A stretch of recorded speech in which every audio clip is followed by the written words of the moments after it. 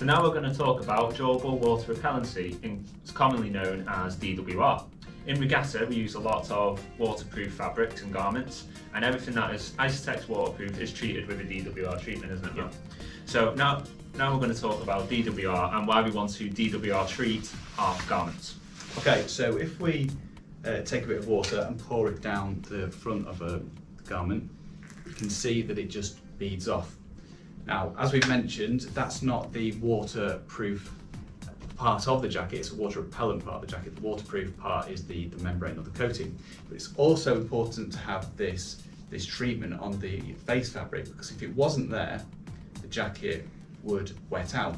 So the outer fabric isn't waterproof at all, but it's protecting the membrane, which is waterproof. So by putting the face fabric on there, we need to treat it with a water repellency. Yeah. And what I'm talking about by wetting out is when this face fabric becomes saturated. So here I've got an old piece of fabric which hasn't been treated, and you can see on this wet area here, this is where the jacket has wetted out. Now if this happens, three things are going to happen which are going to make the jacket uncomfortable for you to wear. So first of all, the jacket's going to become very heavy. If you imagine this whole part of fabric absorbs water evenly all over, it's going to become very heavy. So you're going to have a heavy jacket. If you're walking in the hills and stuff like that, that is a big problem. You don't want a heavy jacket over it. Exactly. Secondly, as this water is then evaporating from the face of the garment, it's taking your body heat away with it through the evaporation process. So you're going to feel very cold. So you're going to have a heavy jacket and you're going to feel very cold. Especially if most of the time, if you're going to be using this in UK type weather, obviously the weather is usually quite cold and damp. You don't want to be losing heat through this process. Exactly, especially combined with the wind chill factor as well.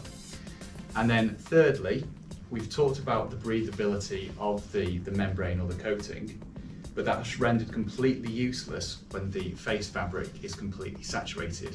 The breathability process can't happen in the same way. So your jacket isn't going to be breathable, which means this water vapor can't escape. It will then collect on the inside of the jacket and it will feel damp on the inside. So it's interesting when people sometimes think that their jacket has leaked, for example. Sometimes it's just because the DWR isn't working properly on the outside face of the fabric, and then obviously it's stopping the moisture from traveling outwards. So that's why we treat all our jackets with DWR. Exactly, yeah.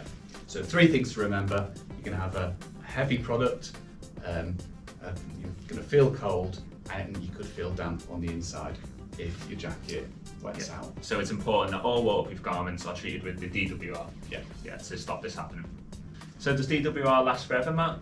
Not forever. It is durable, hence the name, but eventually it will wear out just through general wear of the product, through wearing a seatbelt in the car that could rub against it. Oh, so it's just constantly rubbing against a certain spot, so it will scratch off the DWR. Yeah, it's usually through the rubbing, so wearing a rucksack, that can wear it down as well, and also putting it in the washing machine.